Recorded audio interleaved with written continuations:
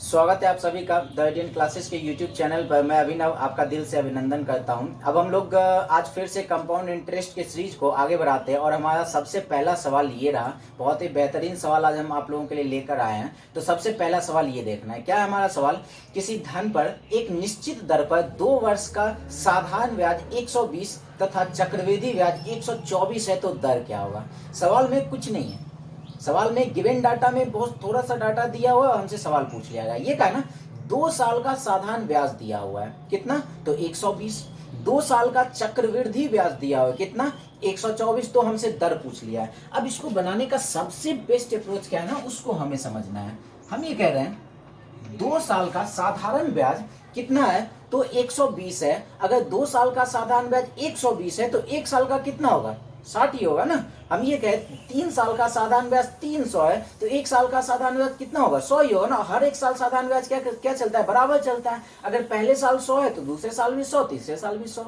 अगर पहले साल 60 है तो दूसरे साल भी क्या होगा, 60 ही होगा। हम ये कह रहे हैं पहले साल का साधारण 2 साल का साधारण ब्याज 120 है, तो पहले साल का साधारण ब्याज कितना होगा, तो 60 होगा। और दूसरे साल का भी साधारण ब्याज कितना होगा, तो 60 ही होगा। अब आगे बढ़ते हैं। अब ये कहते हैं ना, चक्रवृद्धि ब्याज की बात करते हैं। अगर पहले साल का साधारण ब्याज 60 है तो पहले साल का चक्रवृद्धि ब्याज भी क्या होगा, 60 ही होगा, क्योंकि पहले साल का साधारण ब्याज और चक्रवृद्धि ब्याज बराबर होता है। इसी हिसाब से पहले साल का साधारण ब्याज 60, तो पहले साल का चक्रवृद्धि ब्याज भी कितना होगा, 60 ही होगा। अब 2 साल का चक्रवृद्धि ब्याज 124 है ना, जिसमें से एक पहले साल का 60 है, तो दूसरे साल का कितना होगा, 64 होगा या नहीं होगा।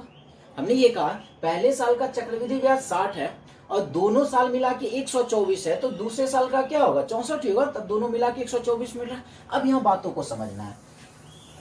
चक्रवृद्धि ब्याज में पहले साल ब्याज 60 है और दूसरे साल क्या है, 64 है। मतलब 4 रुपए क्या है ना, एक्स्ट्रा है। हम इसको लिख सकते हैं ना, 60 + 4। ये 4 रुपए एक्स्ट्रा क्यों आया है। चक्रवृद्धि ब्याज में क्या होता है ना, ब्याज पर भी ब्याज लगता है। जो इसका मूलधन होगा उस पर ब्याज लग के यहां से 8 आया और इसी पर ब्याज लग के क्या हुआ, यहां 60 आया, जितना मूलधन होगा। और ये 4 रुपए कहां से आया ना, ये जो इंटरेस्ट है ना, इस इंटरेस्ट पर इंटरेस्ट लगने के कारण ये 4 रुपए बढ़ गया। बस इस लॉजिक को समझना है।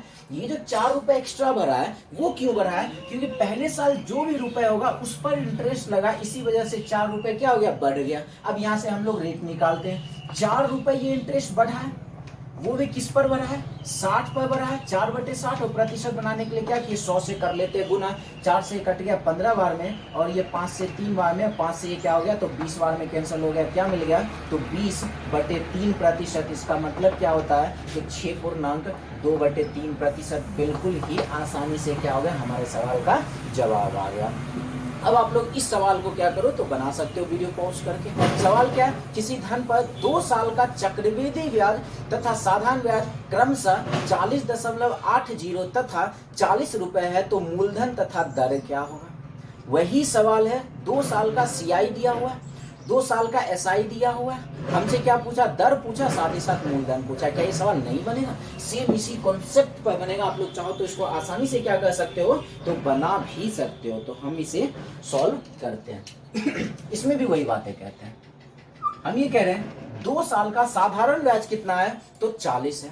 अगर 2 साल का साधारण ब्याज 40 है तो 1 साल का साधारण ब्याज कितना होगा, तो हम कहेंगे 1 साल का साधारण ब्याज कितना होगा, तो 20 होगा। पहले साल 20, तो साधारण ब्याज क्या होता है, हर एक साल बराबर ही चलता है, इसमें कोई लफड़ा नहीं। अब चक्रवृद्धि ब्याज की बात करते हैं। अगर पहले साल का साधारण ब्याज 20 है तो पहले साल का चक्रवृद्धि ब्याज भी क्या होगा, तो 20 ही होगा। अब 2 साल का चक्रवृद्धि ब्याज कितना है, तो 40.80 है, जिसमें से 20 हो चुका है, बचा कितना, 20.80 बचा। दोनों मिला के हो गया ना 40.80। अब क्या कहते हैं भाई साहब, इस पे 0.80 एक्स्ट्रा क्यों आया, क्योंकि ये इंटरेस्ट लगा है किस पर, तो इस 20 पर लगा है। रेट हम लोग निकाल सकते हैं, 0.8 इंटरेस्ट मिला है, किस पर मिला है, तो इस 20 पर मिला है। प्रतिशत बनाने के लिए क्या करते हैं, तो 100 से गुना कर लेते हैं। 20 × 5 हो गया 100, 8 × 5 40, और 1 अंक के बाद पॉइंट लगा लेते हैं, तो क्या मिल जाएगा, 4% रेट हो गया।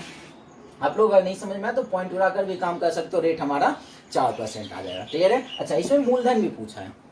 हम क्या करते हैं ना, मूलधन बनाने का 2 तरीका बता देते हैं। एक तरीका क्या है, सीधे सीधे हम लोग मूलधन का फॉर्मूला लगा देते हैं। 1 साल का हमारे पास जब साधारण ब्याज है तो साधारण ब्याज है तो साधारण ब्याज का फॉर्मूला भी लगा सकते हैं। हम साधारण ब्याज का फॉर्मूला लगाकर, सॉरी मूलधन का फॉर्मूला लगाकर काम कर सकते हैं। तो अगर हम मूलधन का फॉर्मूला लगाए तो क्या होता है, ब्याज गुने 100। एक साल का साधारण ब्याज कितना, 20 गुने 100 बटे क्या होता है, दर गुने समय। दर ले लेते हैं 4 और समय, एक साल का ब्याज लिए तो समय लेना पड़ेगा 1, और ये कट गया 5 बार में, मूलधन क्या मिल जाएगा। तो एक ये तरीका हो गया मूलधन निकालने का। हम लोग अभी तक में फॉर्मूला यूज नहीं किए, तो हम लोग चाहे तो यहाँ भी फॉर्मूला यूज नहीं कर सकते। कैसे, रेट 4% है, साधारण ब्याज में 4% रेट का मतलब क्या होता है, साधारण ब्याज में 4% रेट का मतलब होता है 100 रुपए मूलधन में एक साल में 4 रुपए क्या हो गया, तो ब्याज हुआ। साधारण ब्याज में क्या होता है, रेट का मतलब क्या होता है, तो 100 रुपए मूलधन में एक साल में कितना ब्याज मिला, तो 4 रुपए ब्याज मिला।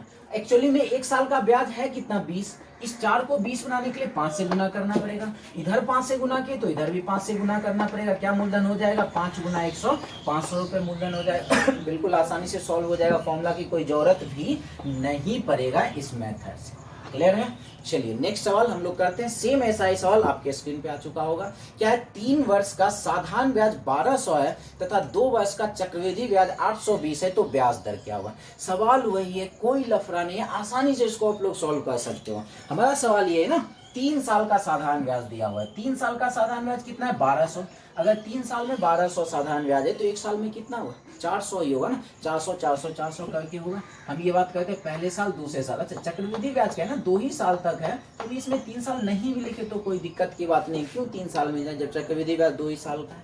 चलिए तो हम क्या करते हैं, जब 3 साल का साधारण ब्याज है 1200, तो एक साल का कितना होगा, 400 400 होगा। हम ये तीसरे साल लिखे ना लिखे कोई फर्क नहीं पड़ता, बस ये समझना होता है। अच्छा, उसके बाद चक्रवृद्धि ब्याज में आते हैं। पहले साल का साधारण ब्याज अगर 400 है तो पहले साल का चक्रवृद्धि ब्याज भी क्या होगा, 400 ही होगा। 2 साल का चक्रवृद्धि ब्याज 820 है, जिसमें से पहले साल 400 हो चुका है, बचा कितना, 420 बचा। ये कितना होगा, दूसरे साल का चक्रवृद्धि ब्याज हो गया। अब इसमें 20 रुपए एक्स्ट्रा क्यों आया है, 20 रुपए एक्स्ट्रा इसलिए आया क्योंकि पहले वाले पे ये लगा इंटरेस्ट, तो रेट क्या हो जाएगा, ये 20 रुपए इंटरेस्ट आया किस पर, तो इस 400 पर आया। प्रतिशत बनाने के लिए 100 से कर दिए गुना, 20 खत्म। रेट ऑफ इंटरेस्ट इतना आसानी से मिल चुका है 5%, ये बता नहीं सकते कितना आसानी से मिल चुका है। क्लियर है सवाल। चलिए अब आगे के सवाल को देखते हैं, क्या बनने लायक सवाल है या नहीं है। सवाल बहुत ही आसान सवाल है, आप लोग बिल्कुल आसानी से बना सकते हो। सवाल ये है आपका, 5 वर्ष का साधारण ब्याज 4000 रुपये तथा 2 वर्ष का चक्रवृद्धि ब्याज 1632 है, तो ब्याज दर क्या होगा। हमें इसे बताने की आवश्यकता भी नहीं है, आप लोग चाहो तो आसानी से बना लो। क्या है, 5 साल का साधारण ब्याज 4000 है, तो एक साल का कितना होगा, 800 ही होगा ना। 4000 में 5 से भाग देते, एक साल का साधारण ब्याज कितना होगा, तो 800 होगा। हमें चक्रवृद्धि ब्याज 2 ही साल तक है, तो इसको भी 2 ही साल तक लिखते हैं, आगे लिखने की क्या जरूरत है। पहले साल का साधारण ब्याज 800, दूसरे साल भी 800, तीसरे साल भी 800, चौथे साल भी 800, हर एक साल क्या चलेगा, 800 ही चलेगा। अब पहले साल का साधारण ब्याज अगर 800, तो पहले साल का चक्रवृद्धि ब्याज भी क्या, 800 ही होगा। अब 2 साल का चक्रवृद्धि ब्याज कितना है, 1632 है, जिसमें से 800 हो चुका है, तो दूसरे साल कितना होगा, तो 832 होगा। अब ये 32 रुपये इंटरेस्ट कहाँ से मिला है, तो 32 रुपये इंटरेस्ट मिला है पहले वाले ब्याज से। तो 800 पे क्या कहेंगे, रेट निकालने के लिए, ये 32 रुपये इंटरेस्ट मिला है किस पर, तो ये 800 पर मिला है। 32/800 गुना 100 हो गया, 0 खत्म हो गया, ये कट गया 4 बार में। रेट ऑफ इंटरेस्ट क्या मिल गया, 4% मिल गया। इतना आसानी से सॉल्व हो गया। आप लोग मेरी बातों को समझ चुके होंगे, इस टाइप के सवाल को अब आप समझ चुके होंगे। अब इस सवाल को आप लोग बना सकते हो, कॉन्सेप्ट यही है, सवाल अलग है बट कॉन्सेप्ट क्या है, तो यही है। हम चाहें तो यही इसको बना सकते हैं, इस सवाल को। छोटा सा मात्र सवाल है। सवाल क्या है सवाल ये है, किसी धन का दूसरे वर्ष का ब्याज 50 तथा दूसरे वर्ष का ब्याज 52 तथा पहले वर्ष का ब्याज 50 है, तो चक्रवृद्धि ब्याज की दर तथा मूलधन क्या होगा। क्या है ना सवाल में, दूसरे साल का ब्याज मतलब पहले साल का चक्रवृद्धि ब्याज और दूसरे साल का चक्रवृद्धि ब्याज दे दिया, तो हमसे पूछा है दर और मूलधन बताओ। क्या करते हैं ना, ये पहला साल और ये दूसरा साल। पहले साल का चक्रवृद्धि ब्याज कितना, 50, दूसरे साल का चक्रवृद्धि ब्याज कितना 52। भाई साहब ये दूसरे साल में 2 रुपए एक्स्ट्रा क्यों आया है, तो आप ये कहोगे ये दूसरे साल पे 2 रुपए एक्स्ट्रा इसलिए आया क्योंकि इस पर ब्याज लगा है, ब्याज पर ब्याज लगता है। 2 रुपए इंटरेस्ट आया इसी पहले वाले पे, तो रेट निकालने के लिए क्या कहेंगे, 2 रुपए इंटरेस्ट आया किस पर, तो इस 50 पर आया है, 2/50 गुना 100, ये कैंसिल हो गया 2 बार में। रेट ऑफ इंटरेस्ट क्या मिल गया, 4% रेट ऑफ इंटरेस्ट मिल गया ना, कितना आसानी से रेट ऑफ इंटरेस्ट मिल गया। पूछा मूलधन भी इसमें। अच्छा, मूलधन निकालने के लिए क्या करते हैं, पहले साल का सादा चक्रवृद्धि ब्याज कितना है, 50 है। हम जानते हैं पहले साल का चक्रवृद्धि ब्याज और साधारण ब्याज क्या होता है, बराबर होता है। हम ये भी कह सकते हैं ना, एक साल का साधारण ब्याज कितना है, 50 है। एक साल का साधारण ब्याज 50 है और रेट कितना कहेंगे, 4% है, तो मूलधन तो निकाल ही सकते हैं ना। थोड़ी देर पहले हम लोग ने मूलधन निकालने के लिए सीखा है। मूलधन आप लोग अगर चाहे तो फॉर्मूला लगा कर भी निकाल सकते हैं, साथ ही साथ जो दूसरा कॉन्सेप्ट दिया गया उस पर भी बना सकते हैं। अगर हम लोग फॉर्मूला लगाएं तो क्या होगा, मूलधन का फॉर्मूला ब्याज गुना 100 बटे समय गुना दर।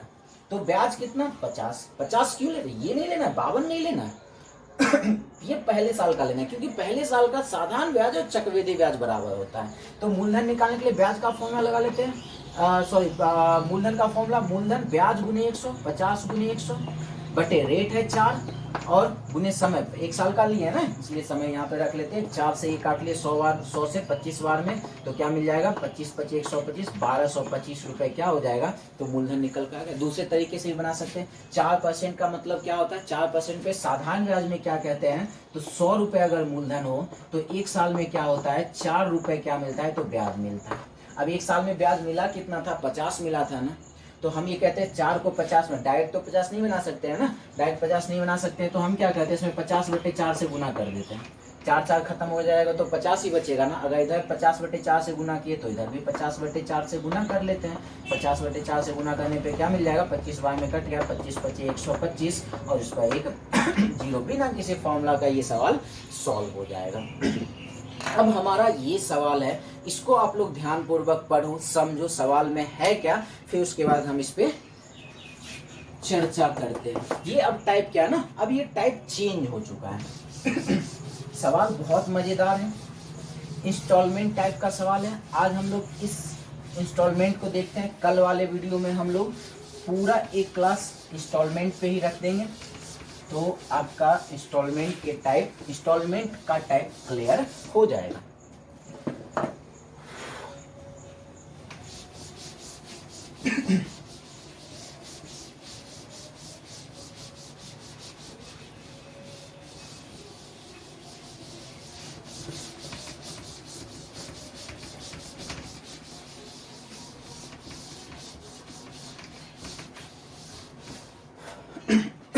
सवाल क्या है, सवाल ये है, एक व्यक्ति 5,000 रुपए उधार लेकर 10% की दर से यदि हर वर्ष 1,400 रुपए चुकाने का वादा करे तो तीसरे वर्ष कितने रुपए दे दे कि कर्ज पूरा हो जाए।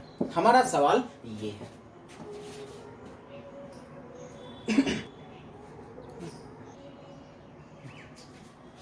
क्या आप लोगों से ये सवाल बनेगा? आप लोग चाहे तो इसको बना सकते हो।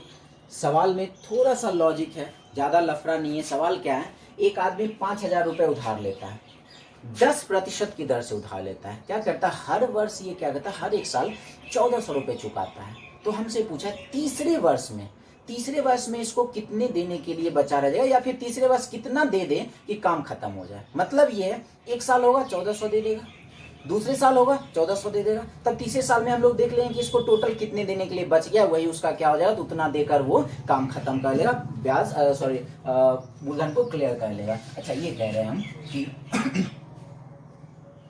ये आदमी 5,000 रुपए उधार लिया, ध्यान से बातों को समझना है।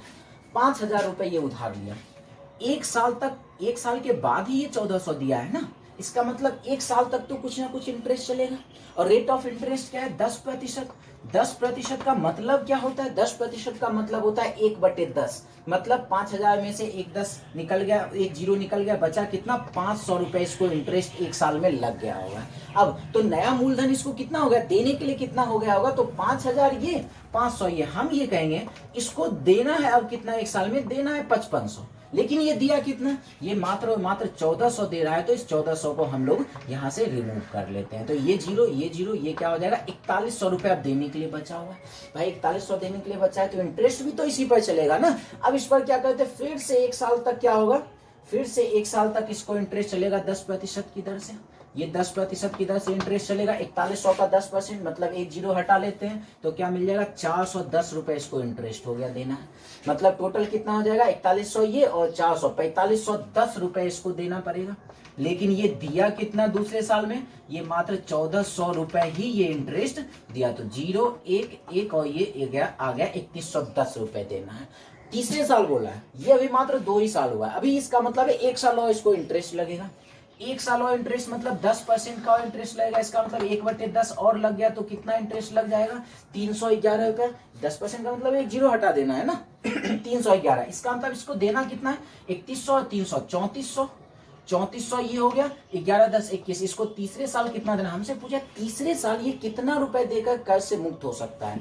तो तीसरे साल 3421 देकर ये क्या हो सकता है, तो कर्ज से मुक्त हो जाएगा। तो हमारा आंसर भी क्या हो गया, 3421 हो गया। देखो इसमें क्या है ना इतना करने की जरूरत नहीं है, हम ये समझा रहे हैं। ये बार बार 5500 लिखेंगे, फिर ये इसमें 1400 माइनस करेंगे। हम क्या करेंगे ना, यहीं पे हम लोग 1400 माइनस करके फिर उसके बाद इंटरेस्ट बढ़ाते चले जाएंगे इस तरीके से काम करें। इसका हम लोग एग्जांपल अगले सवाल में हम लोग दिखा देते हैं। इसको तो बना ही लिए ऐसे। चलिए हमारा अब ये सवाल है, इसको कैसे सॉल्व करेंगे, ये हमारा सवाल है। सवाल क्या है, एक व्यक्ति बैंक से 12,500 रुपए 20% की दर पर उधार लेता है तथा प्रत्येक वर्ष 2,000 रुपए का भुगतान कर देता है। तो 3 बार भुगतान करने के बाद उसको बैंक का कितना धन देना रह जाएगा, शेष रह जाएगा। सवाल में क्या है ना, 12,500 उधार लिया, 20% की दर से उधार लिया, हर एक साल क्या करता है, 2-2 हजार देता है।